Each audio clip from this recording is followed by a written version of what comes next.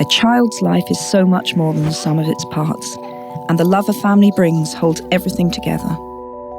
From the very beginning, a child thrives on individual care and attention.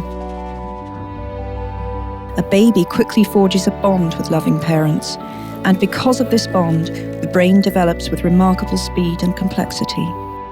Within a safe, secure, and stimulating environment, a child gets the most out of life. In play, education, and friendship, their personalities develop freely within safe bounds.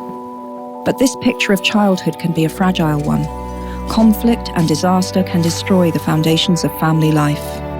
When countries suffer the effects of extreme poverty, the bond which holds families together can easily be broken apart. In these circumstances, families can feel they have no choice but to place their child into a so-called orphanage, especially if the child is disabled and needs care the family cannot afford. Community support alternatives may not even exist. That orphanages do exist locally may convince desperate parents that there is no alternative. But once a child enters an orphanage, a very different picture of childhood can emerge. A child must now compete for the unique attention they crave. A lack of individual care harms babies and affects their infant brains at a critical stage. Any schooling they receive is no compensation for the parental love they are denied, and children can become cut off from the world.